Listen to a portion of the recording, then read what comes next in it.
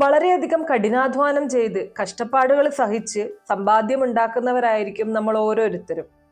ഒരുപാട് കഷ്ടപ്പെട്ട് ഇതുപോലെ ഒരല്പം സമ്പാദ്യമാക്കി വരുമ്പോഴേക്കും അത് വളരെ പെട്ടെന്ന് തന്നെ നഷ്ടപ്പെട്ടു പോകുന്ന, നമ്മുടെ കയ്യിൽ നിന്നും അകന്നു പോകുന്ന ഒരു സാഹചര്യം, ഒരു അവസ്ഥ പലരും നേരിടുന്നുണ്ടാവും.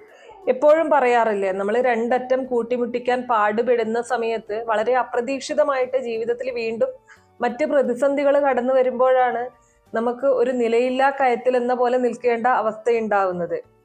നിങ്ങൾ നേരിടുന്ന ഈ ഒരു പ്രതിസന്ധിയുടെ പ്രധാന കാരണം എന്ന് പറയുന്നത് വീട്ടിൽ സൂക്ഷിച്ചിരിക്കുന്ന നെഗറ്റീവ് ഊർജം പുറപ്പെടുവിക്കുന്ന ചില വസ്തുക്കളാവാം.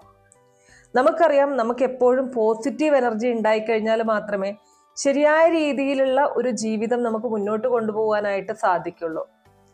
നമ്മുടെ വീട്ടിലായാലും നമ്മുടെ ചുറ്റുപാടായാലും എപ്പോഴും പോസിറ്റീവ് എനർജി നിറഞ്ഞ ഒരു അന്തരീക്ഷം സൃഷ്ടിച്ചെടുക്കേണ്ടതായിട്ടുണ്ട്. നെഗറ്റീവ് എനർജിയാണ് നമ്മളെ എപ്പോഴും തളർത്തിക്കളയുന്നത്, എപ്പോഴും താഴേക്ക് ഇറക്കി കളയുന്നത്. ഒരിക്കലും നമുക്ക് ഉയർച്ചയുണ്ടാവില്ല. നെഗറ്റീവ് എനർജി നമ്മളെ വലയം ചെയ്തു കഴിഞ്ഞാൽ ജീവിതത്തിൽ എന്നല്ല ഒരു കാര്യത്തിലും നമുക്ക് ഉയർച്ചയുണ്ടാവില്ല, വിജയം കണ്ടെത്താനായിട്ട് സാധിക്കില്ല. ഏതൊരു കാര്യം എടുത്തു നോക്കിക്കഴിഞ്ഞാലും, ധനപരമായാലും തൊഴിൽപരമായി കഴിഞ്ഞാലും കുടുംബത്തിലുള്ള സമാധാനമായി കഴിഞ്ഞാലും സ്വസ്ഥതയായി കഴിഞ്ഞാലും നമ്മുടെ ഗ്രഹത്തിൽ മഹാലക്ഷ്മി വാസം ഉണ്ടാവണം. മഹാലക്ഷ്മി വാസം ഉണ്ടായിക്കഴിഞ്ഞാൽ മാത്രമേ നമുക്ക് ഏതൊരു തരത്തിലുള്ള വിജയവും കൈവരികയുള്ളൂ.